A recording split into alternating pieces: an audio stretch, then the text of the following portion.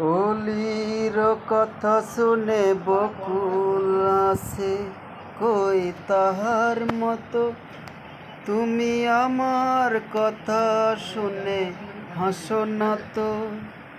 ধরার ধুলিতে যে ফাগুন আসে, কই তাহার মতো তুমি আমার কাছে কভু আসো না তো। আকাশ পারে ওই অনেক দূরে, যেমন করে মেঘ যাই গোসরে।